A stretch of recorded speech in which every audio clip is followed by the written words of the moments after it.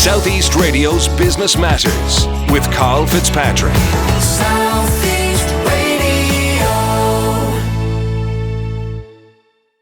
Good morning, I'm Karl Fitzpatrick and welcome to Business Matters. Well, before we're joined by our first guest, I want to discuss the wage subsidy scheme which was announced by government this week. With effect from last Thursday, the temporary wage subsidy scheme will refund 70% of each employee's weekly wage, up to a maximum of €410 per employee per week. In order to avail of this subsidy, employers must have suffered a 25% decline in turnover, or witnessed a 25% drop in customer orders since the 14th of March last, and a reimbursement shall be made within 2 days of the payroll submission.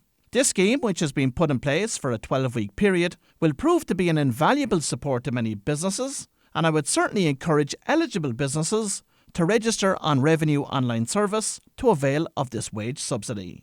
Now let's meet our first guest. Well, this week, insurance companies hit the headlines with reports that they were refusing to pay out on COVID-19 related business interruption claims, and Jim Flannery from Balcombes Claims Management joins me now to discuss this contentious area in more detail. Jim, before we discuss this matter, remind us about the work of Balcombes Claims Management. Good morning, Karl. Well, Balcombes are a firm of insurance loss assessors. We help property owners, both home and business owners, to compile, submit and negotiate insurance claims under their home or business policy. Now, this week, many businesses reported that, in spite of having business interruption cover, insurance companies are refusing to pay out their claims. Why is this the case, Jim?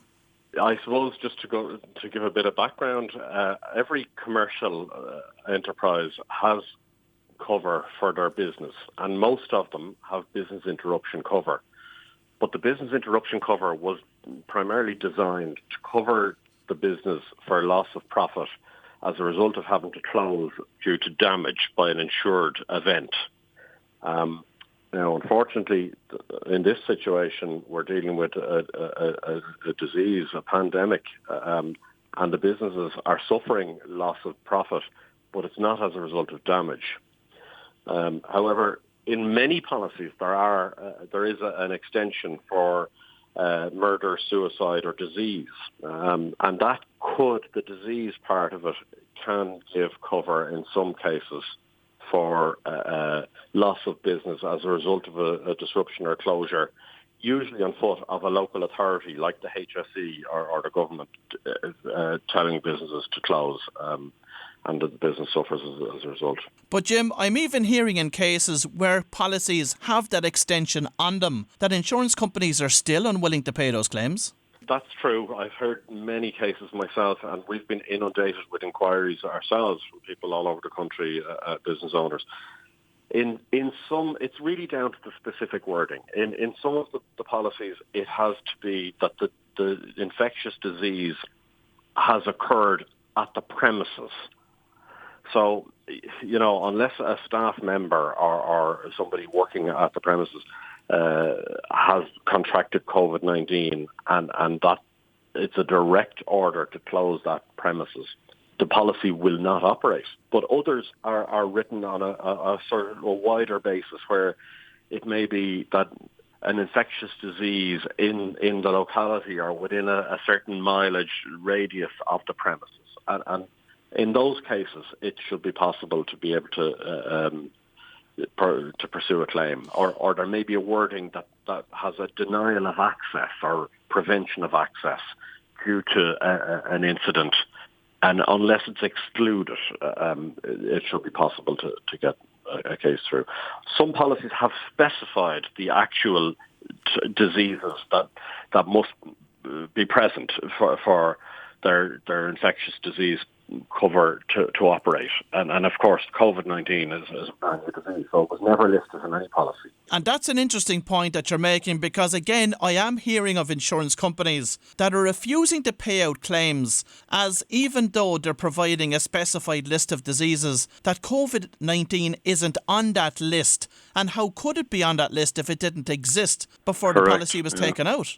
Yeah, that is the sad reality. In lots of cases, this extension of cover was put onto policies covering pubs and restaurants and coffee shops and hotels in a way as to kind of protect them against maybe salmonella or Legionnaire's disease or an outbreak of something that affected just their premises. And that's the specified list. But no insurance company really ever foresaw a pandemic that has hit the global, economies and around the world. It's just. And from your insights into trawling through those policies, which policies look to be the most favourable in this respect? Well, there's a policy with AXA insurance that covers shops, offices and surgeries. And the wording in their one, I think, gives the widest cover that seems to be available, whereby the infectious disease or whatever has occurred by any person whilst in the shop, office or surgery or within a 40-kilometre radius of it. So that's kind of giving a bit of latitude there to say, well, there's a potential for the infectious disease to have occurred. There's others then that would be, I think FBD's pub policy potentially has a wide form of cover as well that requires less onerous, or that it's kind of more outbreaks. Let's say I think their wording is within 25 miles, which is again probably up around 40 kilometres. And others have a limit where it might be because of a forced closure, and the government has come out and requested coffee shops and pubs and gyms and hair salons and a whole range of different shops where they have been forced to close by effectively a public authority. So there's a potential there. It's just down to the particular policy and the exact wording in it. So people shouldn't be fobbed off at the first phone call or notification to any insurance company. The wording needs to be looked at and needs to be looked at in detail. And Jim, what's the flavour of the responses that you're receiving from both AXA and FBD in relation to this? Well, they're slow to commit. So far, we have had, very kind of legalistic type responses back to say that they're reserving their rights and they're looking into it, and there's no confirmation of cover at this time. So, but we're early days into this. I think it's a matter of time. They will have to make a decision. And as you say, the government announced in recent days a whole host of businesses that they were directing to close, which of course under insurance terms is providing a denial of access to those properties. Does that strengthen a business's case when it comes to the entire insurance market? It does, but again, it's down to the particular wording, because there might still be a wording that requires the infectious disease to have occurred at the premises. So that might still preclude, and they might still have no cover, even if they've been forced to close by the government. And where an insurance company refuses to pay the claim, can the insured then appeal that to the insurance ombudsman? Absolutely, yeah. There's internal avenues of appeal directly with the insurance company, or there's the insurance ombudsman, or there's litigation. But I suppose I would never be advising somebody to go down a route unless I felt they had a strong case. But yeah, we'll be looking at all of the wordings and we'll be making that strong case ourselves in the first instance. And Jim, finally, what assistance can Balcombes Claims Management provide to those business owners who have been told that they are covered for business interruption in this instance? Well, I suppose, yeah, if somebody who's got cover is in the lucky position, but they still need to present their claim.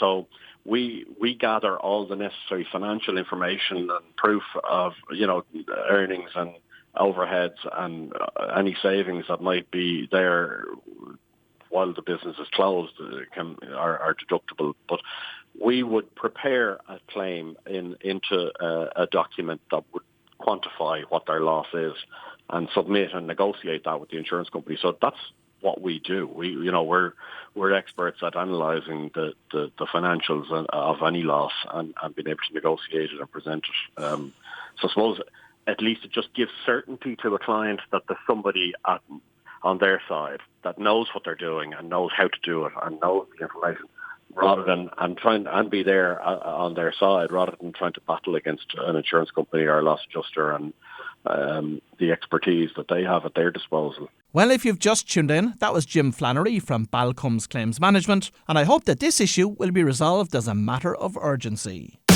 Southeast Radio's Business Matters with Karl Fitzpatrick.